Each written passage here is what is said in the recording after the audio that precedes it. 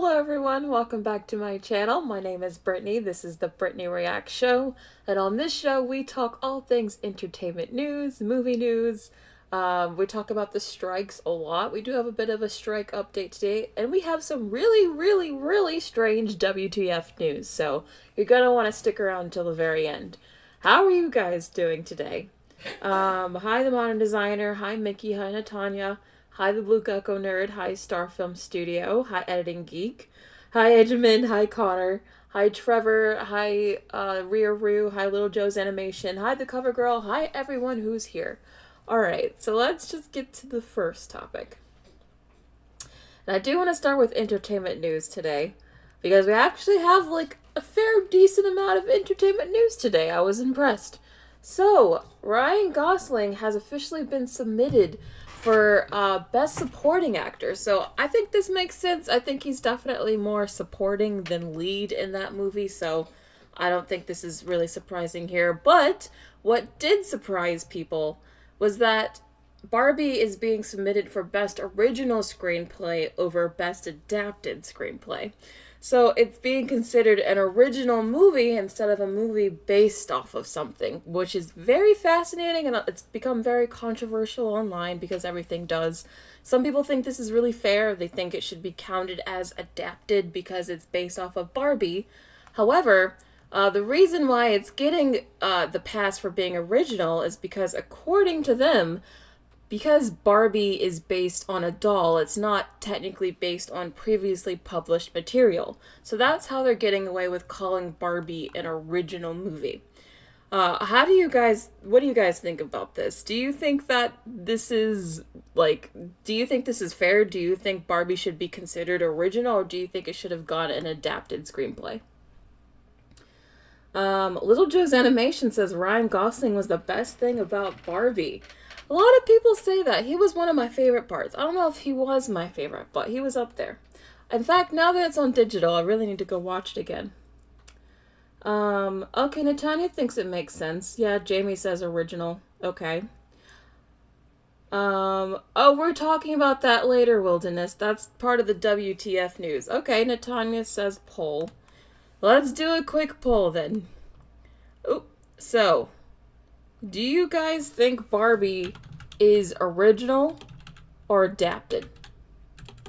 I'm kind of in the middle. No, I'm not in the middle. I say I'm in the middle on a lot of things. I'm going to have a clear, decisive answer on this. I think that alone should be considered, sorry, what? Oh, never mind. I think that alone should consider it original. But let me make the poll. Is Barbie original? Is everything good with the stream here? Had something weird on my end happen. I'm going to say yes, and then no. So just those two answers. Is Barbie original? Okay. Adding the poll. Hi, Brienne Solis. Hi, Aaron. Hi, Rachel. João Pedro says, makes sense to me. It's not like they adapted the 2000s movies. Exactly, that's why I said if they had adapted one of the old Barbie movies, then yes, it would be adapted. But there was no story they were trying to bring to life, so I think it's definitely original in my opinion. Government name says, I mean, there's no real Barbie lore, so I understand. Yeah. So, even though this movie is based off an IP, I guess we can technically call Barbie an original film now. I mean, a lot of people were saying it's just a toy movie, but the Oscars are saying it's an original movie, so we can classify it as such.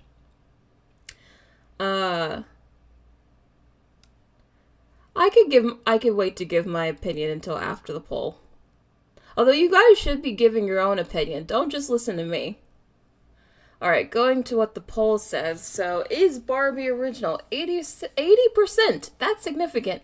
80% are saying yes. Okay. And then 20% are saying no. That's not a lot of people saying no. I think this one's pretty much a landslide. You guys do think Barbie's original. I don't know if you guys were just listening to me, but I think there's a fair judgment to say that it is. Alright, so ending the poll. Tannis says, I feel like Barbie is original since, despite being based on a doll, the screenplay feels very Greta Gerwig. Feels like she wasn't contained by any pre-existing outline. Yeah, exactly. Greta Gerwig and Noah Baumbach pretty much got to make up whatever story they wanted with Barbie, which is why I'm thinking it's original. All right, moving on to the next topic. So, I know we kind of teased the teaser for the trailer that's coming tomorrow because we're doing trailers for trailers now. And I didn't get to show you the whole thing, but I think from the little shots that we have seen, I think the trailer actually looks kind of decent. Like the CGI looks finished as, compared to the Flash. The visuals don't look terrible. Of course, we don't know too much of what the story is going to be, but I think, like, just visually, all I have to go off of is it doesn't look as bad as the Flash. So I think it could do. Well, I don't know if it's going to do okay, to be honest. I think this could still flop, but it looks sort of alright. But the reason I bring it up is because James Wann recently did an interview with Entertainment Weekly, and he said something very, very interesting. He was asked whether Ben Affleck or Michael Keaton's Batman would appear in the new Aquaman sequel, and this is what he said. He said, "The best thing I could say about this movie, meaning Aquaman, is that it is not connected in any way to any of those films. That's the bottom line." And I thought this was actually a huge diss at the entire DCEU. What he's saying here is the best thing I could say about my movie is that there is absolutely no connection to the DCEU. Like, to him, the worst thing that this movie could be is any way connected to those films. Like, that's how damaged the perception of those movies are. Even James Wan, who's usually, like, very, he's usually, like, a company man. But even James Wan is like, you know what? Just see my movie because I promise they have nothing to do with the DC films. Like, don't compare us together. We are not the same. And I thought this was actually quite an underhanded diss, not gonna lie. What do you guys think about this? Hi, Jojo Rod. Rachel says, doesn't look as bad as The Flash. Oh man, the bar is low for superhero movies. The bar is low. The bar is very low. Tennis Larson says, I feel like Aquaman is doomed to fail even if people try to hype it up. Yeah, I mean, there was an article, well, not an article, but there's a rumor going around that apparently Warner Brothers Discovery has already given up on Aquaman. That's why they're not even promoting it much. They don't think the movie has any chance at doing well, so they don't want to put the money into the marketing, which I think is, again, another very damning assessment.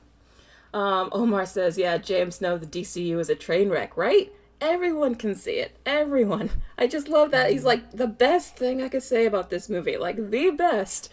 It has nothing to do with the DC universe. Like, I don't even know if he meant to be as shady as that came across, but I thought that was such an underhanded diss. I thought this was so funny I had to share it. Loved Manatee says, I think nowadays it does make sense for him to be clear that it isn't part of the DCEU. Yeah, it does. I mean, I think the best chance this movie has is to distinguish itself from everything else. And to say, oh, it's in its own bubble universe. They're under the ocean. It's nothing to do with anything on land. They could say that, and it seems like they're trying to, but I don't know if that alone is going to save this movie. The Couch Potato says, oof, these superhero movies look awful. At least Invincible Season 2 is coming soon. Yeah. I think... Well, I've only seen a couple of episodes of Invincible Season 1, but I have to say, those couple episodes I did see were a lot better than a lot of the DC movies, so it's got that at least. Alright. So, I had to bring this up because I thought James Wan had a pretty subtle diss. Again, I don't know if this was meant to be a huge diss, but it came across that way to me.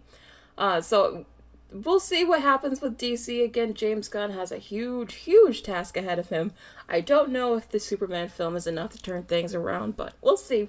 He has 2 years. Well, we'll see if it comes out in 2 years. With the strikes, who knows when it'll come out. We're going to talk about the strikes in a second with the visual effects artists, because if IATSE really does go on strike next year, we ain't getting anything new for, like, at least until 2025. It could get that bad, but we'll see. We'll see. We're getting to it. Anyway, So you guys know the now famous AMC opener if you go to any AMC theaters here in North America. I think they have AMC theaters abroad, I'm not sure. But in North America, there's a very now famous clip of Nicole Kidman that plays before every movie you see in an AMC theater. And I don't know if you guys have had this experience, but in my theaters, there's always clapping, there's always cheering whenever this scene comes on. Here's a picture of someone standing up and giving it the salute. Like for some reason, this short Nicole Kidman clip has become like a cult favorite online, and it's actually like changing how people react to it in the theaters, because again, I've had some crazy reactions to this short in my own theater experiences. Well, apparently this thing is so iconic now that Saw is spoofing it. They made their own version of the Nicole Kidman AMC ad, complete with mocking the lines. You have the little Saw guy going into the theater just like Nicole Kidman, and then he's watching horror films on the screen. I think this is pretty clever and really good marketing, but I thought this was hilarious and I had to share it with you guys. Have you guys seen the Nicole Kidman thing? Do you guys know what I'm talking about? Okay, Drew Doll loves the ad, yeah. Oh, Evil Connor says, I go to Regal, so I've never seen it in theaters. Oh, Regal has the really cringy one with all the references. I don't like Regals. Evil Connor says, I want to be that Nicole Kidman for Halloween. I bet there's probably going to be a lot of Nicole Kidmans for Halloween. Yeah, sorry if I'm scaring you guys. I realize I just left it on a really terrifying face. Sorry. Am I scaring you? Love Manatee says, I can't get away from that ad. It's everywhere. It really is.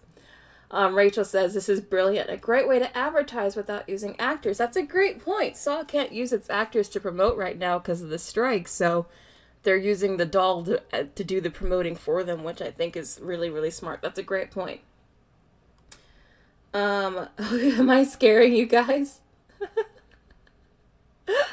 Oh, okay. I think I'm scaring Little Joe's animation. He wants me to change the page. Alright. Moving on to the next topic.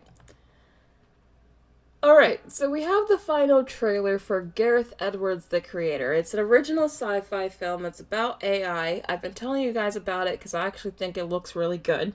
I'm kind of hoping this is like a surprise hit or whatever because I think it looks fantastic. I just want to show you some of the shots from the trailer just because it looks like they have real locations, real sets. It just looks like a real lived-in sci-fi universe, and as a person who loves sci-fi, I am 100% here for this. Like, look at this. Look at how cool this looks. It looks epic. Like, a lot of the shots look like wide scale. This is the exact kind of stuff I was hoping for. I mean, look at these shots. Look at this. I feel like we don't get this kind of cool, grand imagery in a lot of movies. Like, they're definitely going for epic here, which I appreciate. Anyone excited for the creator? I'm definitely planning on seeing it. Here's one of the AI that's walking around. I think with all the AI news that's been going on in the real world, this could make the movie even more timely and interesting. Because the AI people have, like, these, the robots, I guess I should call them. They have, like, half metal faces. I don't know. Very weird. But I think the movie looks very good. It's going to be an IMAX. And to me, this looks like an IMAX movie. I'm going to see it. Anyone curious about the movie? I think it just looks very, very good. So if you're looking for an original film, we've been talking about, like, what original films could do well. Well, I'm cheering for this one to do well. Who's seeing it? Tennis Larson says, my only issue with the creator is if it's worth taking time out of my busy day to see it.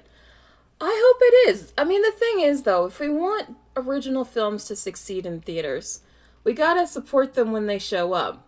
So that's why I'm showing up. I think I want to see more movies like this in theaters, so the fact that it actually looks good is exciting to me. Like, look at this shot. This shot looks incredible, and it looks real. Like, this looks very, very good to me. Oh, Jax is gonna check it out. Nice.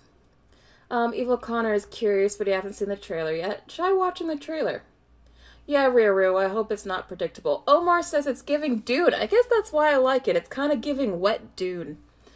Little Joe's Animation says, why do they make movies relating to what's going on in the real world? Remember when they made a COVID movie during 2020? Yeah, I don't know. The last thing people wanted to watch was a movie about, the pandemic during the middle of the pandemic. You're right. That was weird timing. Though they didn't, I don't think, because movies take a long time to make. I'm sure they did not know that AI was going to explode into the mainstream the way it did this year when they made this movie probably like 2-3+ years ago. It's just really good timing for them, actually. It kind of does feel like Blade Runner, you're right. Fawd Fareed says, also remember how I said Ben of the Week looked like live action One Piece? Apparently he's the stunt double. What? I did not hear about that. I don't know what you're talking about. But anyway, I just wanted to share this with you guys to promote a movie that I'm looking forward to, that I want to do well. So if you're interested in it, maybe go check out the trailer, maybe see it in theaters. So I'll tell you guys what I think of it once I go see it. I'm very excited. All right, moving on to the next topic. Oh, Angel Barrera, thank you so much for the super chat. On paper, it sounds like pro-AI propaganda. Is it pro-AI? Interesting. I have no idea what the actual story of this is besides being about artificial intelligence. I kind of want to go in pretty, I don't want to know a lot going in, so I'm very curious to see what this is. Is it pro-AI? I'm not sure. I'll let you guys know once I see it, though. Is it not Wet Dune, though? I mean, why are you guys laughing? Moving on. So remember yesterday, or I think it was yesterday, when I mentioned that Stranger Things might be having their own, actual Scoops ice cream restaurant come to town? Well, it seems like they're not actually doing, a real restaurant. I thought they would. But they are bringing the ice cream to Walmart. So if you guys want to try Scoops Ahoy ice cream, all you have to do is go to your local Walmart and you can try it yourself. And there's going to be all sorts of flavors. There's The Void. There's Mint Flare, chocolate pudding, USS Butterscotch Cinnamon Bun Bites, Pineapple Upside Down, and Triple Decker Extravaganza. All of this looks super, super sweet, but kind of good, not gonna lie. I don't know. If I happen to see one, maybe I'll try it. I'm a little disappointed. I thought they were gonna try to franchise this thing and make it into a real ice cream shop, but I guess having the flavors is, sort of good enough. It was yesterday. Okay. Anyone gonna try any of this? No. I'm a little disappointed, not gonna lie. Although the Void, what flavor is the Void? Which one is it? Oh, it's this one right here. It's the black one. I don't know. I guess it's chocolate with, looks like some maybe raspberry or strawberry sauce. I don't know. It all looks good to me. But I was kind of hoping it was going to be a restaurant. Anyway, moving on to the next topic. I don't know if they're going to have this abroad. They just said they're going to be in Walmart. I know Walmart isn't everywhere, so I'm sorry if this is not available outside the US. Moving on. So this just dropped literally right before I went on air, so I had to add it because I thought this is huge news. But, again, this is from my time to shine, so take it with a grain of salt. This is all just rumor, so this might not even be true, but they tend to be right, and they're not the only ones scooping this right now, so it might be true. But according to them, Deadpool 3 will be about Deadpool embarking on a quest to find the perfect Wolverine throughout the multiverse. After encountering numerous variants played by different actors, he ultimately concludes that Hugh Jackman cannot be recast. So this is supposedly rumored the plot of Deadpool 3. And I don't know how I feel about this. On one hand, yeah, I love Hugh, and I'm glad he's back.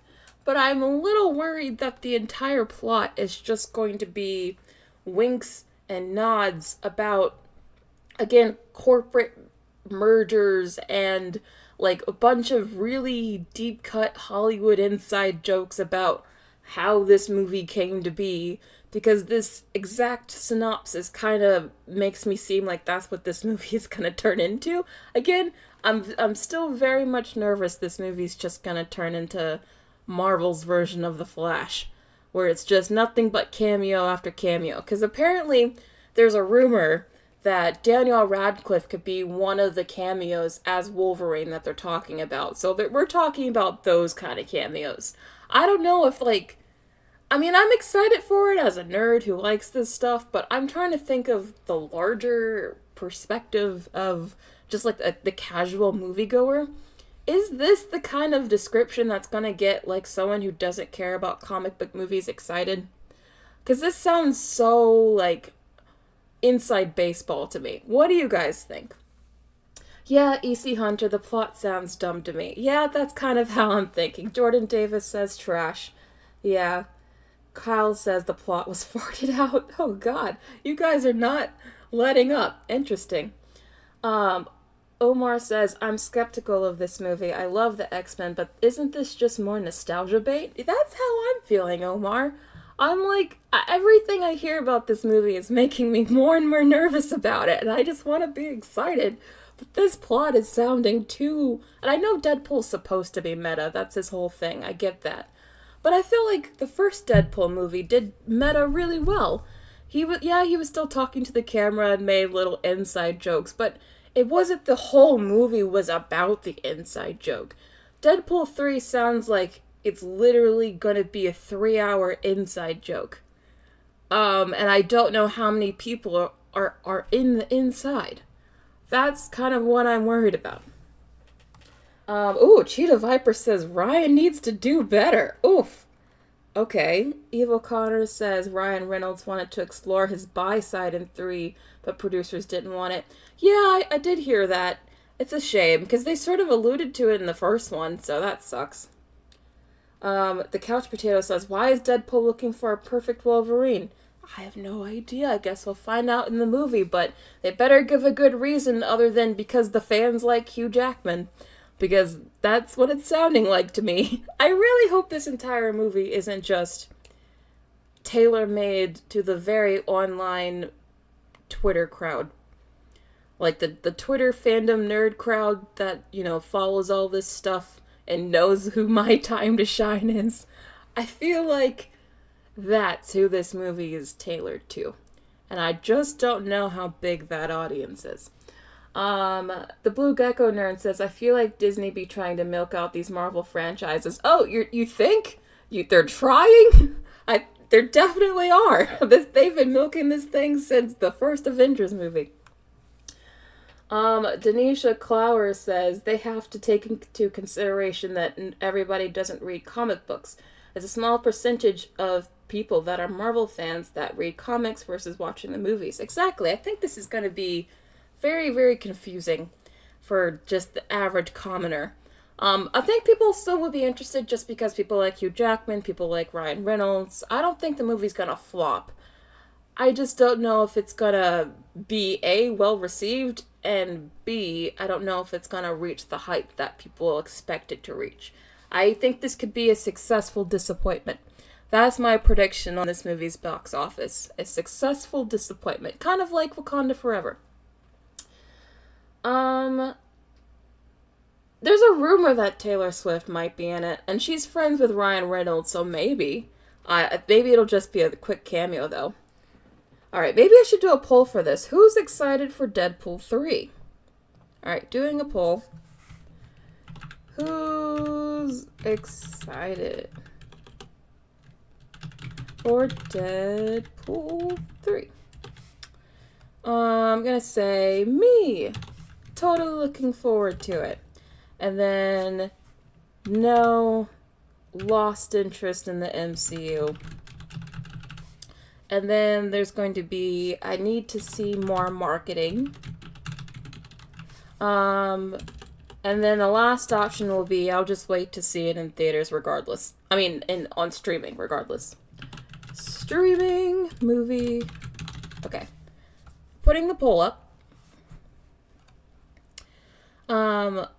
Omar says it's giving Doctor Strange Multiverse of Madness. People's expectations were so high compared to the actual movie. That's exactly what I think could happen with this film. I see a very similar situation happening with Multiverse of Madness, where a lot of people just knew that movie was going to be $1 billion plus film that was going to even behave like a sort of Avengers movie. And it didn't do that, didn't even make $1 billion. Even though it came close, it didn't even crack $1 billion. I think Deadpool 3 could wind up being the same way. Or even less, to be honest. Indy Sunflower says, I never liked Deadpool. Why they thought having a woman in lingerie be a damsel in distress is beyond me. What are you talking about? Are you talking about the first movie? I'm not sure what you mean. Hi, Wendy. Glad you could be here. Oh, Jordan Davis says that plot idea just tarnished my opinion, yeah. To be fair, we don't know if this is exactly the plot. I really hope it's not, but let's see. Alright, going to the poll. 38% are saying you need to see more. That's fair. We don't even have a trailer yet. 34% are saying, nope, not interested. Already lost interest in the MCU, which is a lot of people. 22% are saying, yeah, you're definitely going to see this, which 22% is very, very small. I would have thought it would have been higher than that. And then 5% are saying you're just going to wait till streaming. So you're not even entertaining the idea of seeing in theaters, even though you do want to see it, but you're just going to watch it at home. So that's actually a pretty decent amount too. So honestly, this is not a good poll result for Deadpool, and it only strengthens my theory that this is the next Multiverse of Madness or Wakanda Forever. I think this is where this is going. I don't think Marvel's gonna have another $1 billion film until... oh man. Probably the next Avengers movie. I think it's gonna be that long. And it's gonna suck for them, because they were used to doing $1 billion per movie. I think those days are long, long gone. Alright. Ending the poll. It's ending with 37% of people saying that they need to see more. 33% saying no, you've lost interest. 20% saying you're definitely seeing it in theaters. And 8% saying you're just waiting to see it at home. Again, those are not good numbers for Deadpool 3, so we'll see what happens. I was disappointed with Multiverse of Madness as well. I was actually really excited for it too.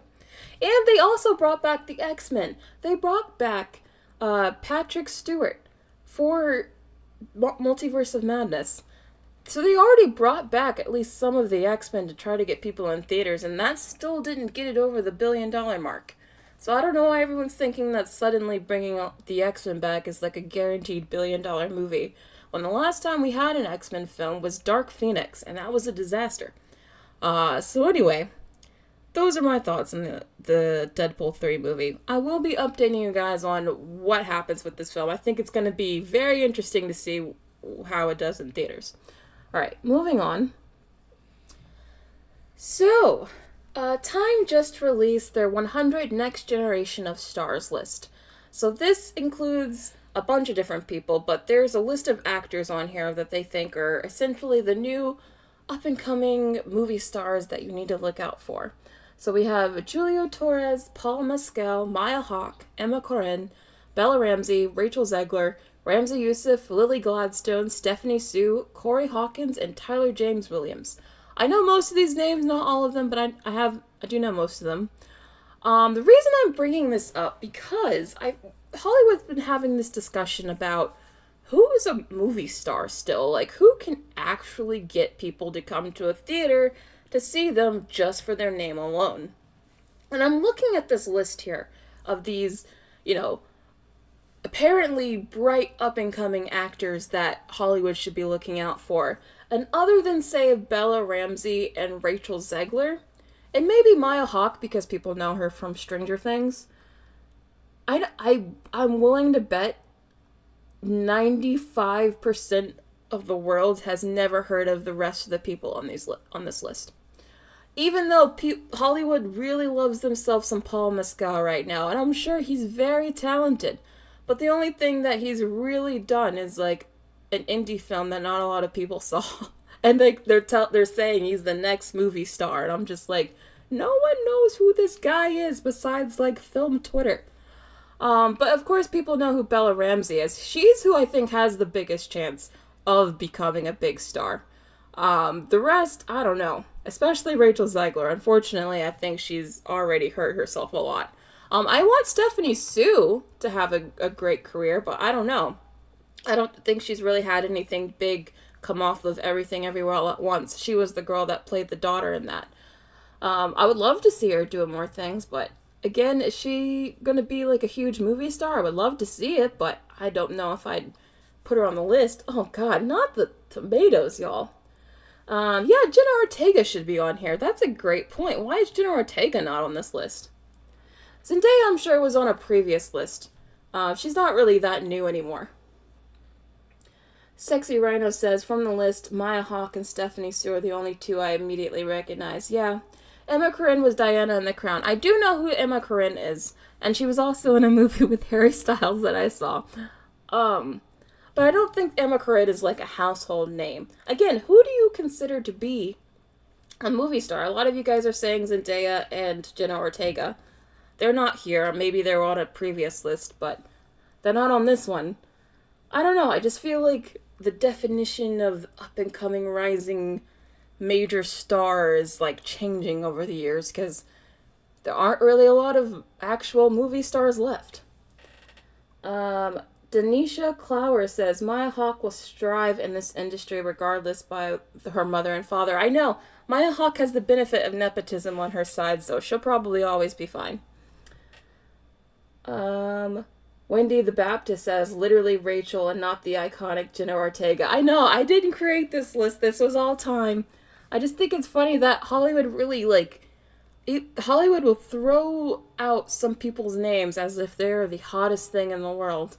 And it's like, I promise you, 99% of the world has never heard of Paul Mescal as much as they love him. Or really any of these people. Besides, again, like, Bella Ramsey, Rachel Zegler, and maybe Stephanie Sue. That's it. And Maya Hawke. But I did ask my members, because I think this whole conversation about who is a movie star, who isn't, and can we really count a lot of these new up-and-coming actors as movie stars? I think this is a really interesting discussion. So I asked you guys, who do you guys consider to be major movie stars? So Modern Designer, thank you so much for being a member, says Florence Pugh, Zendaya, and Jenna Ortega all have great potential to be future stars with long careers. Timothy Chalamet seems to be modeling his career on Johnny Depp, and so far it's working. Well, I hope it doesn't end like Johnny Depp's. I'm very interested to see if he can bring in ticket sales for Wonka. Me too. I personally love Mia Goth. Oh, I love Mia Goth. Pearl was literally one of my top 3 favorite movies of last year. I love that movie. She's making a name for herself in indie horror movies. I'm interested to see what she could do in other mainstream genres. You and me both. I would love to see Mia Goth get more work. I would love to see Zendaya in general get more work. Like, those are 2 of my favorite actors at the moment, hands down. Little Joe's Animations, again, thank you for being a member, says, the Hollywood industry is like its own fictional world unto itself. Truer words have never been spoken. You're so right. They plan out and time the unfolding of elaborate narratives that they write surrounding certain films, actors, scandals, etc. All those narratives are usually drastically out of touch with what the general public actually wants or thinks. I mean, you're being, you're right. You're absolutely right. This is blunt, but you're right. These 8 actors, at least, are not the actors most of social media is buzzing about.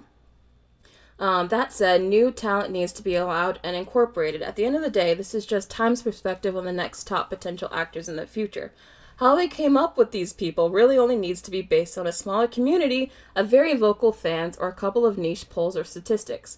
It only just depends on whether those listings are based on any type of fan or audience feedback, or if, again, it's based on Hollywood's biases, narrative agenda, so on.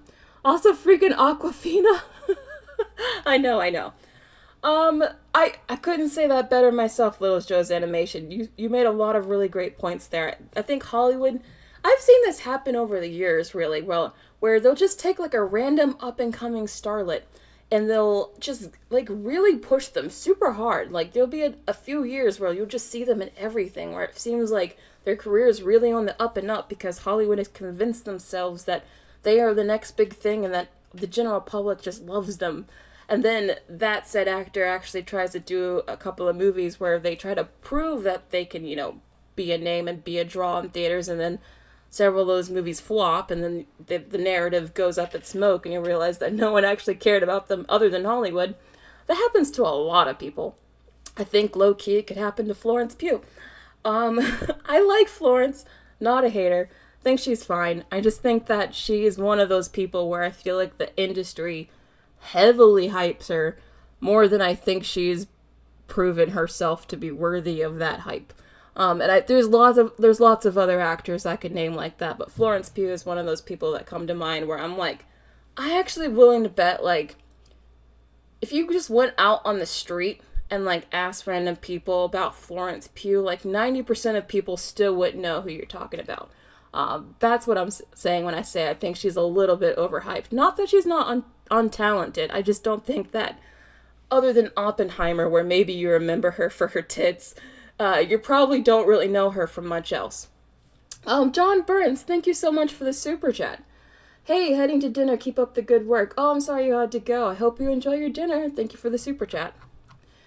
Fod Fareed says apparently Hailey Bieber is also on the list. Well, it's not an entire list of just actors, but I can see Hailey Bieber being on that list.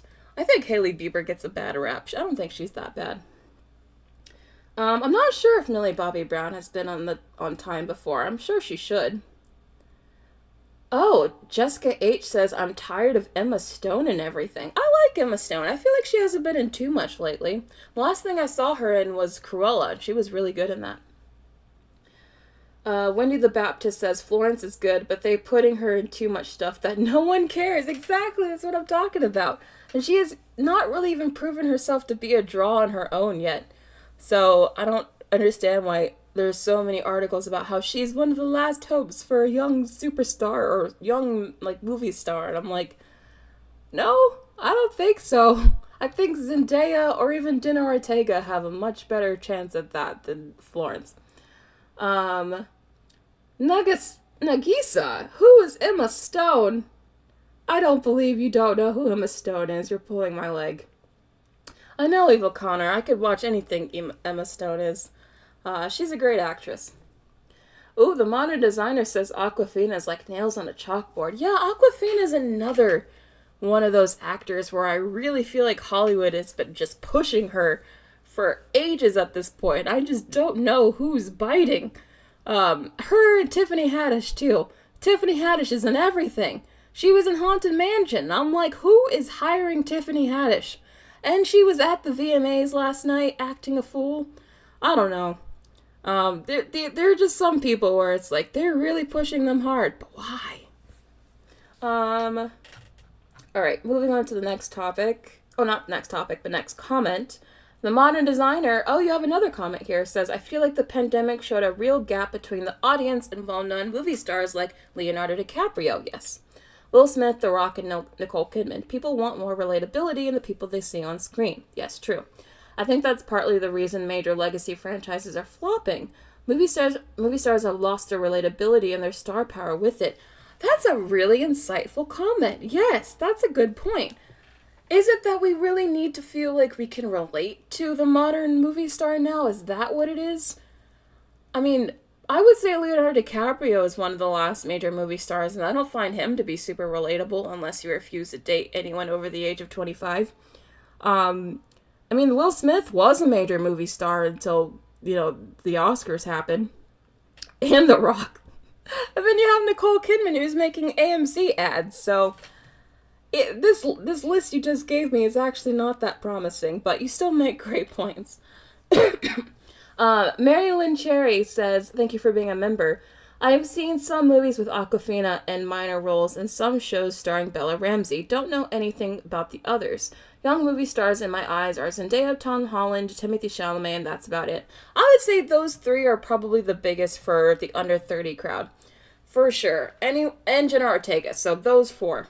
Anyone else I don't think is on the same level as them, to be honest. They could be one day, but I think those 3 or 4 are definitely the most popular for the under 30s.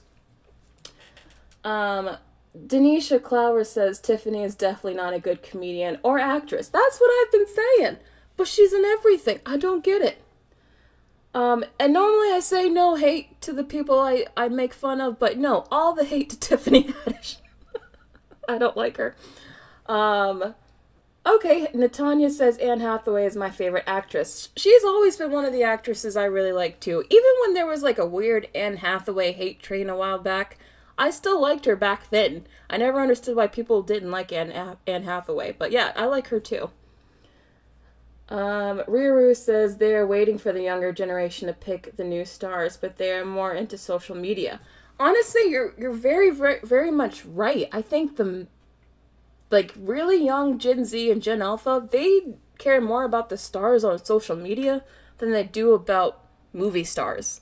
So I think you're probably right about that. Alright, going back to this, Me Motelier says, just by looking at the picture you posted, I know 2 of the 6 people. Well, these are not the 6 people that got, these are not the 6 actors. This is just the picture I found on the internet. So maybe I know nothing like Jon Snow. Well, this wasn't the right picture to post, maybe. But thank you for being a member. Cheetah Viper says, I don't know any of them as far as movies go. I'm not sure we have them anymore. Movie stars. I go see a movie for the plot. I don't go see a movie because a specific actor is in it. RDJ talked about the subject in relation to the actor who plays Falcon. Yeah, I mean, the movie...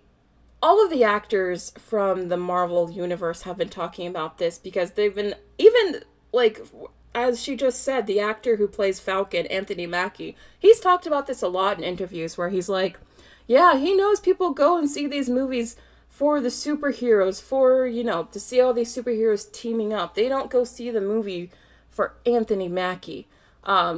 He's right. I think people are going to see movies now more for the IP and for the characters and for the plot, and I think who is playing those only becomes important when they need to portray a certain character really accurately. Like, for example, I think Barbie was casted really well because Margot Robbie just exemplifies Barbie, and same thing with Ryan Gosling and Ken. Like, those names ended up mattering for that movie because they were so well casted. But I don't think, in general, movie stars are the main reason people go see movies nowadays. The Vinyl Addict, thoughts on Margot Robbie, overhyped or all right? I think she's great. I'm a big Margot Robbie fan. I think she's a great actress. I could see her in a lot of stuff. Alright, I'm Kai says, I'm only familiar with the first 2 of the 6 posted here, and I don't know if I consider them stars, but I don't favor any new TV film anyway. A lot of you guys, I know I have a very biased audience, but a lot of you guys don't really seem to even watch much film and TV. I'm wondering if that's becoming a bigger trend, or if that's just, like, indicative of my audience.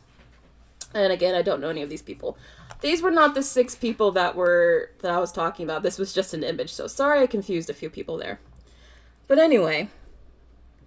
Jessica H. also agrees. Margot Robbie is everything. Fawad Fareed says Aquafina looks like she's drunk according to her main pic, and she's kinda, but not really, looks like Michelle Yeoh. I don't think she looks like Michelle Yeoh. I just think that she's really annoying. Her voice is grating, and I don't like her personality.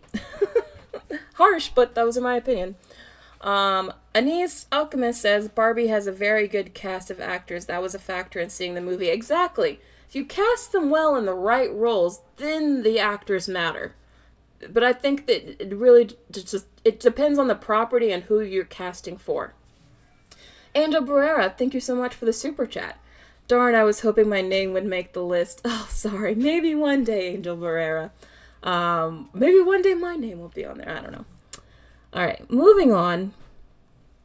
My screen isn't showing the member question. Oh. Had I moved it? Oh. Oh well. My bad. Moving on to the strike news. We're done with the member question. Again, thank you everyone for being a member. I really appreciate it. Gonna go on to strike news now. We only have a few things to talk about here, but some really good things. So, in some good news to talk about, we have some actors, writers, and directors that are collaborating on a charity auction with proceeds going directly towards helping crew members whose healthcare and benefits are currently at risk during the strike. I think this is really nice. We have, like, the more fortunate, well-off actors and directors trying to help the less fortunate, so that's really kind. We've got people like Sarah Silverman, the cast of New Girl. We got Adam Scott. Got cast from The Handmaid's Tale. We got some really big names here. Bob Odenkirk, Lena Dunham, Matt Bomer. Maybe some B-list names and some C-list names, but it's still nice that they're doing this. Natasha Lyonne, Maggie Gyllenhaal. It's just nice that they're all coming together for each other. The cast of Bob's Burgers will sing you a song written just for you for $1,000. Anyone want an original song written by the cast of Bob's Burgers for $1,000? It's going to charity.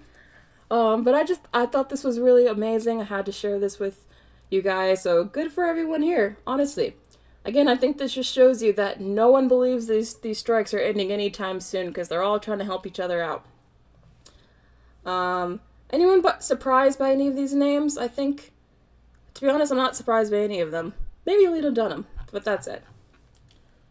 I know. I'm happy about the solidarity.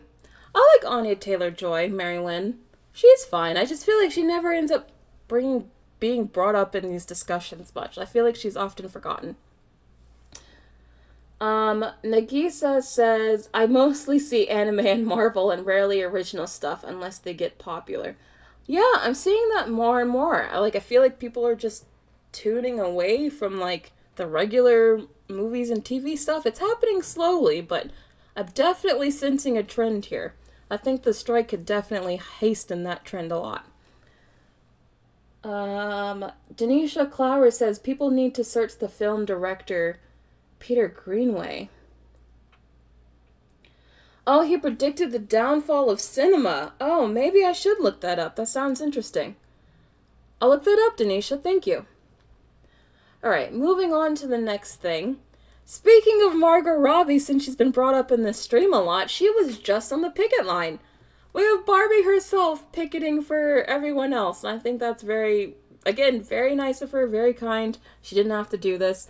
Obviously, she is good financially herself, but she's picketing on behalf of everyone else. So I think that's very nice. She's one of the bigger actors that's been out on the picket line, so I think that was really cool of her. Oh, Angel Barrera, thank you so much for the super chat. You are so kind, Angel Barrera. Seriously, you were very nice. Buy the Bob's Burgers song for your 100K video. I'm sorry, I'm not buying that Bob's Burgers song. I cannot. But thank you for the super chat. Eva Connor says, is she wearing pants? I'm not sure. Maybe she's just wearing very short shorts. Who knows? Maybe she's wearing it as a dress. I don't know. It's been very hot here in the U.S., I have to say. Oh yeah, and we have Samara Weaving here in the corner as well. So it's nice that they're both out there. Fod Fareed says, Margot in this pic looks like a 70s hipster combine with Taylor Swift in 22. Fod Fareed, you always say some of the most wildest stuff on this stream. I really appreciate it. Who says things like they look like a 70s hipster combined with Taylor Swift? I mean, you're not wrong, but how do you see that? Now I can't unsee it, though. You're kind of right. She's like a 70s Taylor Swift, I guess. Alright, moving on to the next thing. I just wanted to share that because I thought it was cool of her. So, Drew Barrymore is still getting people upset with her. She is not done pissing people off. So apparently, audiences leaving the taping of the new Drew Barrymore show had their bags searched by security, where they were confiscated for any WGA support pins. And if they were caught trying to wear a WGA support pin and they didn't want to wear it, they would get kicked out. So the story does develop. This doesn't look good for her. She still has a lot of people upset with her. In fact, she's already had to turn down a number of hosting decisions because the Writers Guild is so upset with her. So this is only becoming like a bigger and bigger news story. Again, I don't think it's... If you would look on Twitter, you would think everyone in the world is upset with her, but I don't think that's true. I think people are definitely more mixed on this. But I don't think the whole confiscating people's WGA buttons and kicking people out who support the writers is going to endear her to the Writers Guild anymore. How do you guys feel about this? Evil Connor thinks it's lame. Okay. Wendy thinks she's doing the most. Okay, Fodfrey thinks it's annoying. So you guys are turning against her now. Alright. Little Joe's Animation says Barbie came to the real world and joined the strikes. Yeah. Oh, you want a poll on this? I've been giving you guys a poll on this one topic though a couple of times already. I don't know how I can make the topic new for this. Although someone did point out that in the writer's strike in 2008, all of the old talk show hosts back then that had to go on strike, apparently they did the same thing. Like Conan, he also had to confiscate a lot of people's WGA pins and throw them out if they did that. And he didn't seem to be getting half the amount of hate that Drew Barrymore is getting, even though apparently he did the same thing back in 2008. And he wasn't the only one. So why is Drew Barrymore getting so much hate for this? But the guys did the same thing in 2008 and were fine. I don't know. I don't know. Rachel says this is not a good look for her. Yeah.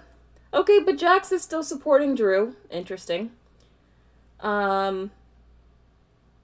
Ethan Vega says, I think the network probably didn't let her guest shows any WGA support items. Yeah, it could have been the network that made that decision, but at the end of the day, it's still her show, so it's still her call regardless.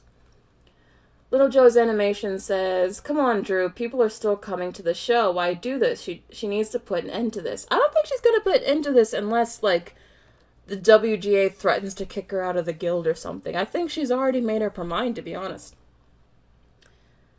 Alright, I just had to bring this up. Again, I know this is probably going to be an evolving story because people seem to be getting more and more angry with her by the day. I'm still, honestly, the more that's coming out, even though I know this sounds really bad, the more I'm kind of on Drew's side. And I kind of respect her for digging in her heels despite all the backlash. Because she did say, apparently, that she's bringing back the show because the rest of her crew are really struggling and they weren't getting any money, basically. So she's doing this for her crew. And also, she's not technically breaking any rules just yet because they're not talking about any struck content and they're not writing anything down, so they say. So, I don't know. To be honest with you, I don't think she kind of deserves all the hate. I know some of you will disagree, but that's how I'm feeling. I had a lot of time to think about it now, and I'm kind of coming down on her side, even though this looks really bad. Star Film Studio. There was a writer's strike in 2008. How young are you guys? Oh my god. Mary Lynn Cherry says she might be richer than everyone else. That's true. She is very wealthy. Omar says, I agree, Brittany. She doesn't need to stop working because other people can. As long as she doesn't break the rules. I think that's most important. We don't know if she was pantless, Fodfrey. Maybe she was just wearing short shorts. I don't know. Little Joe's Animation says, I got to respect the fact that Drew isn't instantly saying, sorry, I was wrong and educating myself. Right? That's kind of why the longer this goes on, the more I'm starting to respect her. Because normally with all this backlash, there'd be the whole apology, like, I'm still learning, I'll do better, I'm educating myself, you know, those apologies you get all the time. But no, she's like, no, I own this decision, and I will kick out my writers. You have to respect the tenacity, even though maybe it's a little ghoulish. Alright, moving on. So, the big visual effects strike story of the day, which is that Marvel, I've been telling you guys that there's been a lot of motion behind the scenes where a lot of the visual effects workers have been voting for the chance to unionize. Well, now it looks like they finally have voted, and they voted unanimously in favor of unionizing. And they'll be unionized as a part of IATSE. And I told you this is a big deal because there's a very real chance that there could be another strike next year with IATSE. And now with visual effects workers being a part of it, that would mean that if there was another strike next year, nothing Marvel could go into production because all Marvel is visual effects at this point. So this will affect Again, not just Marvel, but this will definitely trickle down to every other visual effects houses for all the other studios. So, affect basically visual effects and animation to also go on strike next year, which means, like I said, there's a very real chance we won't be getting anything new until like maybe 2025 because these strikes could be going on for that long. How do you guys feel about this though? Are you upset you're gonna have to wait for a lot of stuff? Do you think this is necessary? Oh, Natanya says, yay, no bad movies. I mean, the CGI in the Marvel films has been getting pretty bad. So if this helps the visual effects problem, then maybe we'll get some good visual effects in the next couple Marvel movies. Jordan Davis says that will teach Marvel not to give us trash visual effects. Yeah, maybe it will. Maybe it really will. Maybe they'll treat their visual effects artists better, and that's how we'll get better CGI. Rachel says, so many good shows got canceled because of the 2008 strike. I know! If you guys don't know what happened in 2008 with the strikes, I'm sure there's lots of good videos about it, but if you want any idea on what happened back then, it'll give you a good idea of what we could be looking forward to with these strikes. Because that was a big deal back then, too. The Modern Designer says, we're going to get so much unscripted reality TV content until 2025. Yeah, if the Drew Barrymore thing sticks and she's able to get away with this, we're going to get nothing but reality stuff, because that's all they can really do at this point. I mean, what is Marvel going to do? Literally, their movies are entirely just visual effects demos at this point. They can't do a single thing without visual effects workers.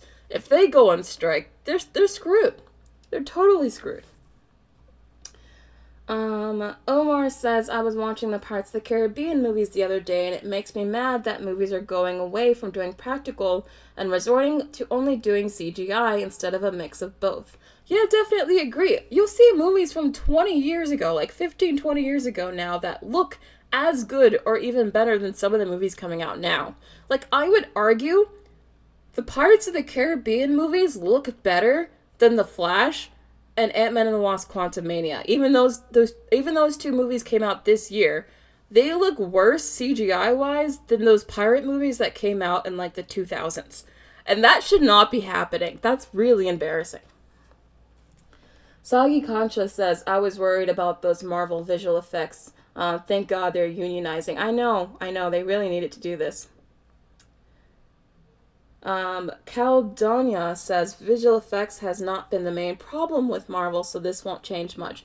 True, they also have a writing problem, although I've been seeing rumors that apparently they want to address the writing issue by hiring better writers that are actually experienced, so maybe they are fixing the writing issue as well. We'll see. Angel Barrera, again, thank you so much for the super chat. Reality Marvel shows, let's go. Maybe they will start doing those. I mean, at some point, they're going to have to make something. Tegan Hopperuni has been a member for 2 months. Congratulations. Exploitation and visual effects artists created superhero fatigue in movies that look like The Flash. Something needs to change. I like how you just say movies that look like The Flash. You don't even need to describe it. Just say movies that look like The Flash, and we all know what that means. It's its own barometer at this point. But you're right. The reason why those movies look so bad is because the visual effects workers aren't given the time that they need to actually complete things well, and are forced to do a lot of cheating and, getting around stuff because they don't have the time to do it right. So that's why it looks so janky. If you give people time to do it right, then maybe the CGI will turn out okay. João Pedro says, I think CGI is worse now because their schedules are limited. Yep, definitely. Oh, I'm sorry, Brianna. I'm glad you could come now. Alright. I had to bring this up because, yeah, this is a pretty big story. I'm sure it's going to be evolving. I'm very curious to see if they're going to strike next year or sooner. But if they do, oh boy. That will be a day of reckoning for Marvel.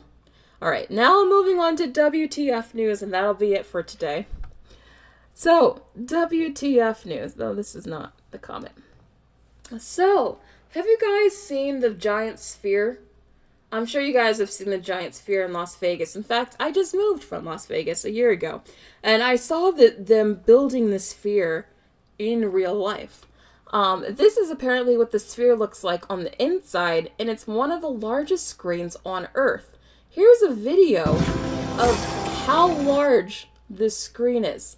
It literally goes overhead on the ceiling. Look at how tall this screen is. You see the elephant, right?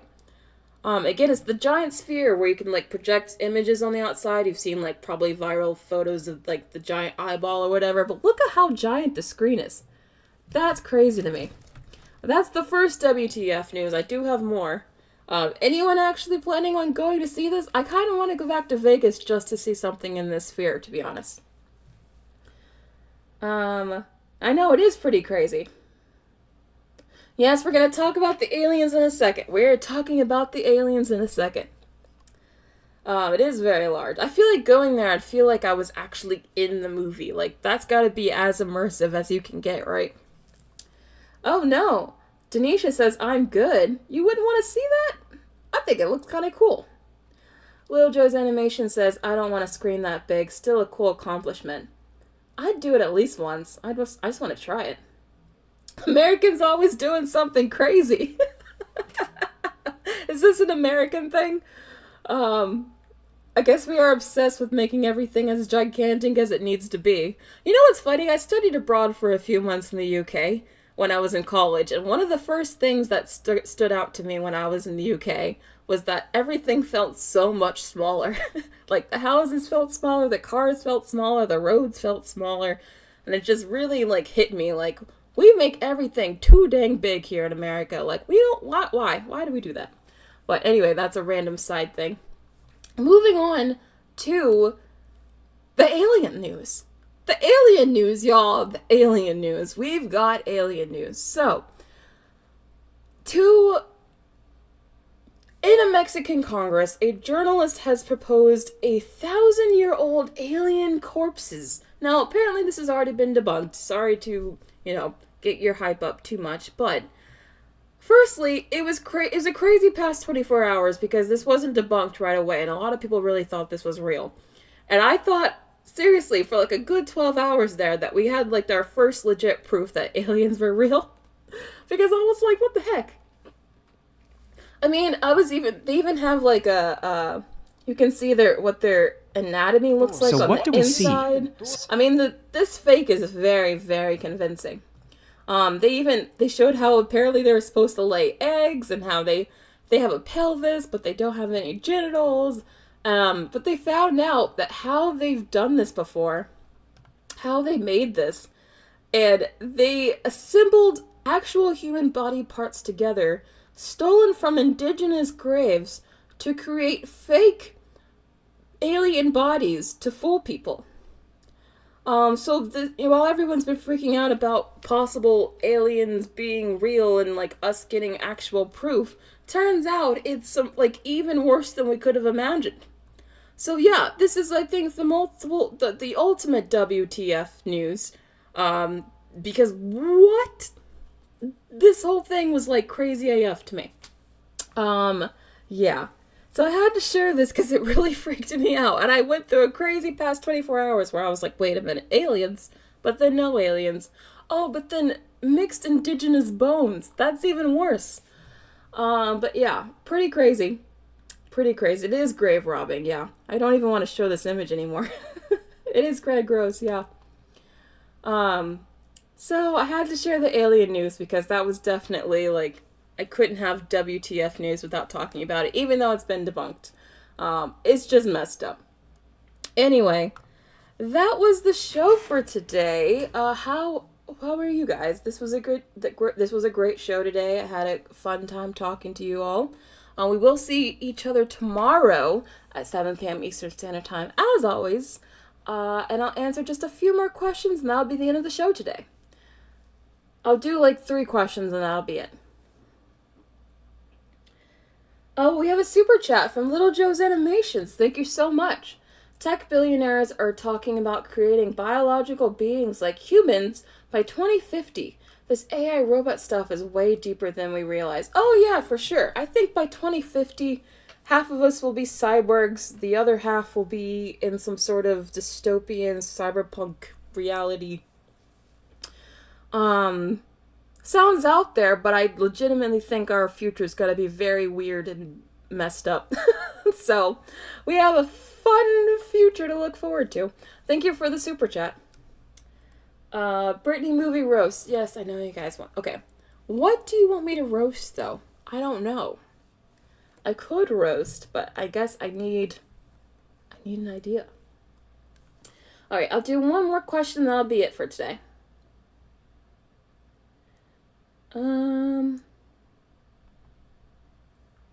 Yeah, the National Enquirer should not be believed. You're right. The Blue Gecko Nerd says, how are you feeling, Britt? Hope you're feeling alright. Also, keep up the good work. I'm feeling great, the Blue Gecko Nerd. Thank you for saying. And on that note, I guess that'll be the end of the stream for today. I'll see you guys tomorrow at 7 p.m. Eastern Standard Time. And that'll be it. Alright, see you then.